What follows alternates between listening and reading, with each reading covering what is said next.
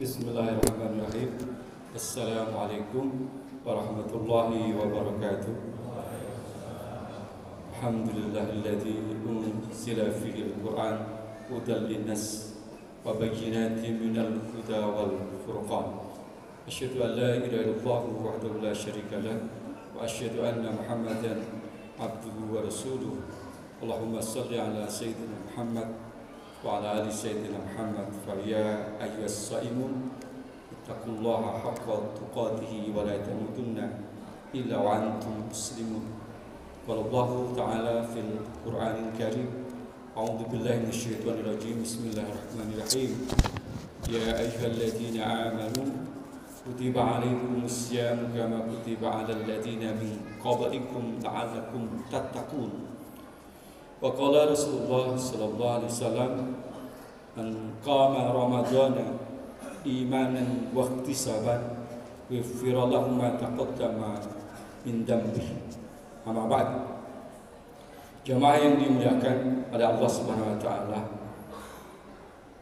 wajib kiranya kita bersyukur atas segala nikmat yang Allah berikan kepada kita. Karena pada malam hari ini kita bisa silaturahmi menjalankan perintah Allah Subhanahu wa taala, perintah yang wajib maupun perintah yang sunnah. Bersyukur kepada Allah dengan lisan kita, bagaimana lisan ini membasahi terus dengan kalimah-kalimah thayyibah, kalimah-kalimah yang baik. Subhanallah walhamdulillahi wa la ilaha illallah wallahu akbar. Bersyukur dengan hati kita, bagaimana kita tetap istiqamah, adanya niatan yang kuat di dalam diri kita untuk menghidupkan malam-malam di bulan Ramadan ini. Dan bersyukur dengan perbuatan bagaimana kita terus mempunyai niat yang benar untuk mengisi amaliyah di bulan Ramadan ini dengan sepenuh hati kita, sekuat tenaga kita. Maka wajib tentunya kita bersyukur kepada Allah ketika usia ini, waktu ini kita masih bertemu dengan Ramadan. Karena boleh jadi banyak orang yang melangitkan doa pada tahun lalu, meminta kepada Allah untuk dipertemukan oleh Allah dengan bulan suci Ramadan. Ternyata waktunya sudah habis. Allah memanggilnya dan harus menghadap kepadanya. Maka kita diberikan kesempatan oleh Allah Subhanahu wa taala yang menjadikan kita yakin bahwa seluruh dosa kita pasti akan diampuni oleh Allah Subhanahu wa taala dengan bertemunya kita di bulan suci Ramadan. Rasulullah SAW telah berfirman di dalam ayatnya, dalam hadisnya, man qama ramadhana imanan wa ihtisaban ghufira lahu ma taqaddama min dhanbihi. Barang siapa yang menghidupkan, mendirikan bulan Ramadan ini dengan puasanya atau amaliyah yang lainnya karena iman dan mengharap ridho Allah Subhanahu wa taala, maka pastilah Allah akan mengampuni dosa-dosa kita yang lalu. Sekarang boleh jadi usia kita ada yang 40 tahun, 50 tahun, 60 tahun, bahkan boleh jadi ada yang 100 tahun. Yakinlah ketika kita bertemu dengan bulan suci Ramadan ini, dosa kita pasti akan diampuni oleh Allah. Hadis itu sahih. Jadi maka kita wajib bersyukur kepada Allah Subhanahu wa taala. Dalam rasa syukur itu menjadikan kita menjalankan akan perintah Allah Subhanahu wa taala, yang mana puasa itu adalah di mana dosanya orang-orang yang berpuasa itu diampuni oleh Allah. Wa dzambuhu maghfurun. Dosanya diampuni oleh Allah. Wa sumtuhu tasbihun. Diamnya orang yang berpuasa itu adalah zikir, mengingat kepada Allah. Jadi ketika kita menjalankan puasa ini dalam kondisi kita berdiam diri, itu adalah bagian zikir kita, mengingat kepada Allah Subhanahu wa taala. Dalam renungan zikirnya, maka ada hikmah yang dia dapatkan. Hikmah yang pertama adalah bahwa Allah Subhanahu wa taala mengajarkan kepada kita puasa itu membentuk pribadi yang jujur, pribadi yang mempunyai integritas. Kepada siapa? Tentu kepada Allah Subhanahu wa taala. Tak ada satupun niatan dalam diri kita ketika dalam kesendirian kita atau ketika dalam beramai-ramai punya niatan untuk membatalkan puasa kita dengan sengaja minum ataupun yang lainnya. Tidak dilakukan itu karena tertanam dalam diri kita yang disebut sikap kejujuran atau integritas itu sendiri. Hal ini contohkan di dalam kisah Sayyidina Umar ibn Khattab itu bertemu dengan seorang pembala. Seorang pembala. Dan kemudian bertanya, menguji kepada pembala itu, bagaimana kalau domba-domba itu kamu jual? Apa yang dijawab oleh pembala? Ini bukan milik saya. Ini adalah milik tuan saya, majikan saya. Bilang saja bahwa majikan kamu itu, kepada majikan kamu, bahwa gembala-gembalamu itu dimakan oleh serigala.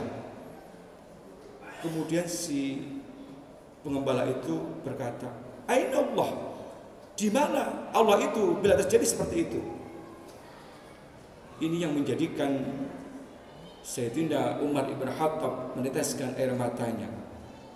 Seorang pengembala mempunyai kejujuran, integritas yang luar biasa kepada tuannya, yang sehingga menjadikan dirinya oleh Sayyidina Umar ibn Khattab dimerdekakannya si pengembala itu. Maka di dalam puasa ini mengajarkan kepada kita untuk mempunyai sifat kejujuran. Tidak ada benak di dalam diri kita punya niatan untuk dengan sengaja makan dan minum walaupun kita di dalam kesendirian. Tidak ada yang melihat.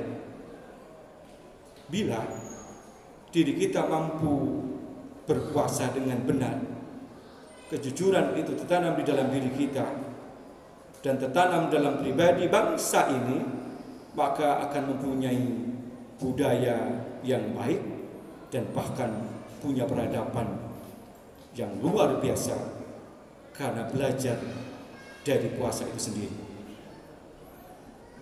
Puasa menjadikan dia merenung, yang kemudian dia menyadari. Yang kedua, bahwa segala sesuatu yang dimiliki ini, baik harta benda, pangkat, derajat dan lain sebagainya, itu hanya titipan dari Allah Subhanahu wa taala. Hartanya yang banyak, hidangan yang disiapkan, itu tidak bisa kita makan sembarangan ketika kita sedang menjalankan puasa.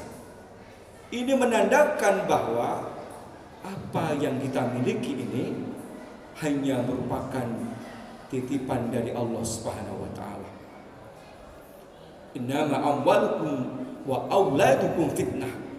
Bahwa sesungguhnya harta dan anak-anak kita itu merupakan ujian yang datang dari Allah Subhanahu wa taala.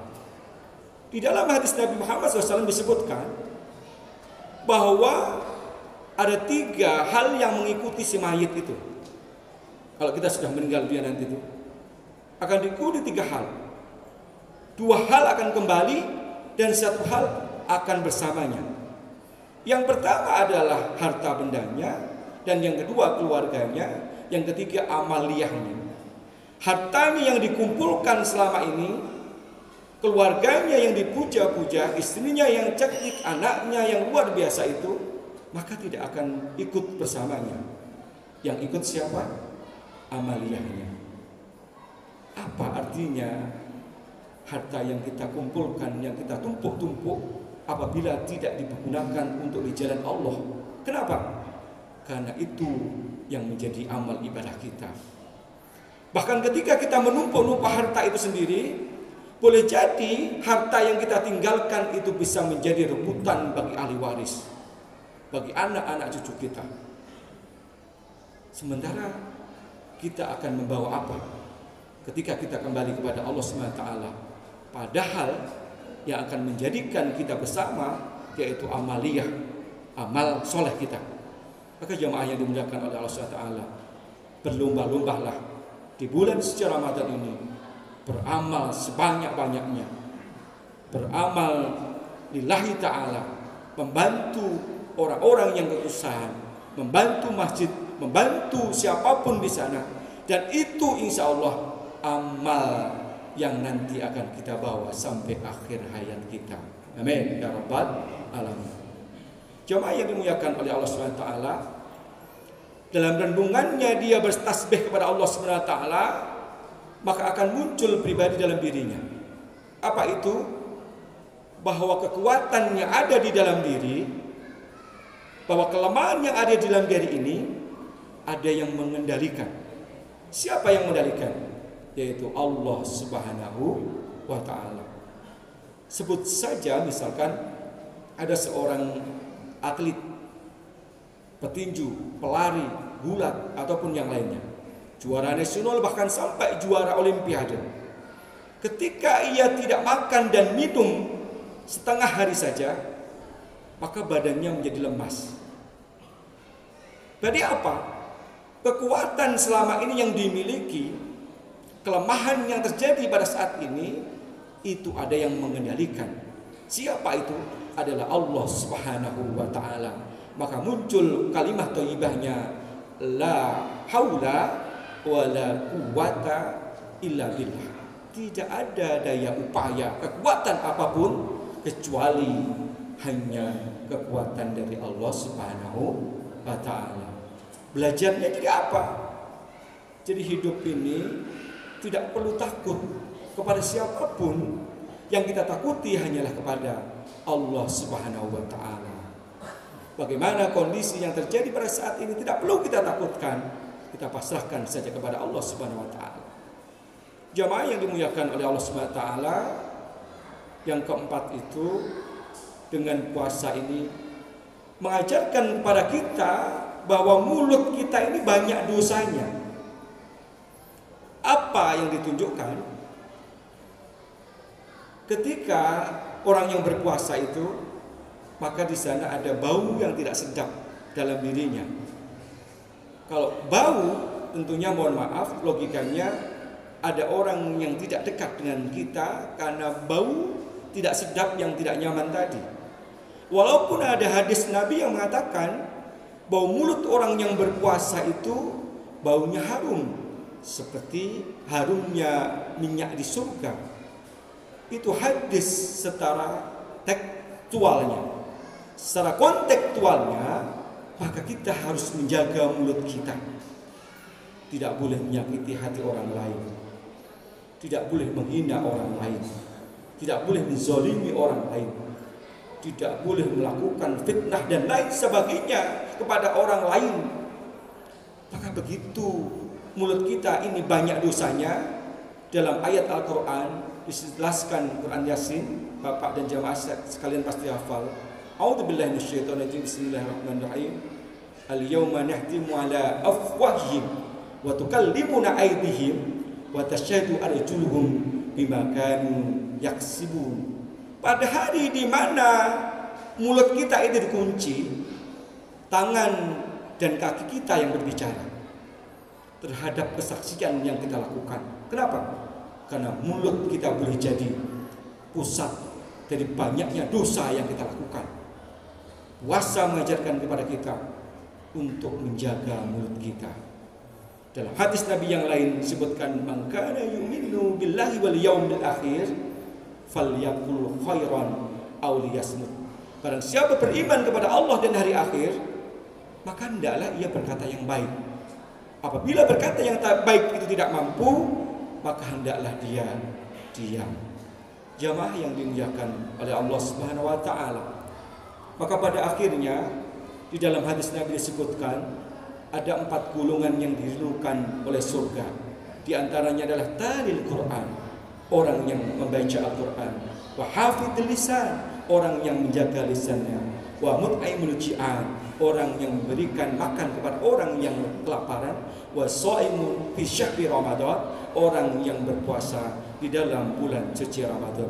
Jemaah yang dimuliakan oleh Allah Subhanahu wa taala, semoga Allah Subhanahu wa taala menjadikan kita semuanya orang-orang yang diridhukan oleh surga. Amin ya rabbal alamin. Billahi taufiq wal hidayah. Wassalamualaikum